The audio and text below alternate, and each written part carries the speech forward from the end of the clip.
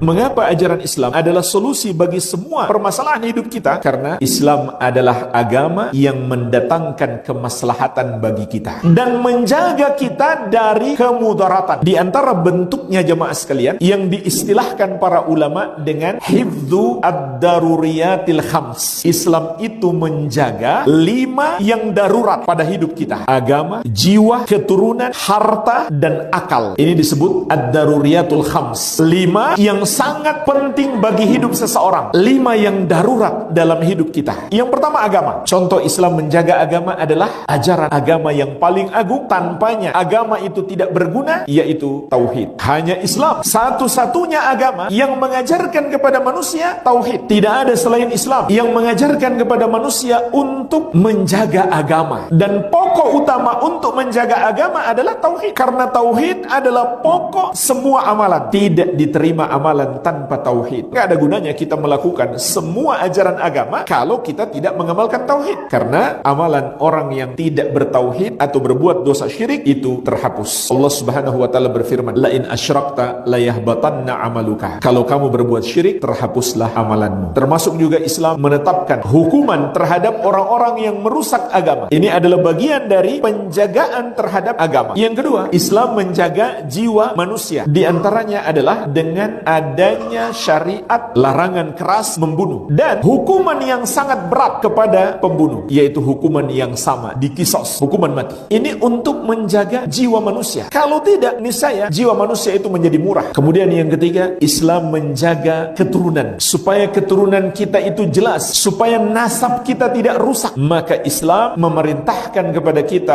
untuk menikah dan melarang zina dan menetapkan hukuman yang berat bagi para pezina. Dan ketika nasab itu menjadi tidak jelas, maka tatanan sosial di dalam masyarakat pun menjadi hancur. Bukan hanya itu, muncul berbagai macam penyakit yang bahkan penyakit itu tidak pernah ada sebelumnya, dan terjadi banyak kematian akibat zina yang tersebar di mana-mana. Yang keempat, Islam menjaga harta manusia, yaitu dengan adanya syariat pemuliaan terhadap harta manusia dan larangan berbuat zalim, larangan mencuri, larangan menipu, larangan merampas, dan hukuman yang berat kepada seorang pencuri. Ini penjagaan terhadap harta. Kemudian yang kelima, Islam menjaga akal, agar akal manusia berfungsi dengan baik, tidak rusak. Maka Allah mensyariatkan di antaranya larangan minum khamar. Untuk menjaga akal sehat manusia, maka dilarang keras di dalam Islam meminum khamar. Ini jemaah sekalian, di antara alasan yang menjelaskan kepada kita Islam adalah solusi atas semua permasalahan kita. Maka Islam agama yang datang untuk menjaga kita dari kemudaratan dan mendatangkan kemaslahatan untuk kita. Ini tentu kalau kita rinci akan menjadi sangat panjang, yaitu seluas permasalahan hidup kita.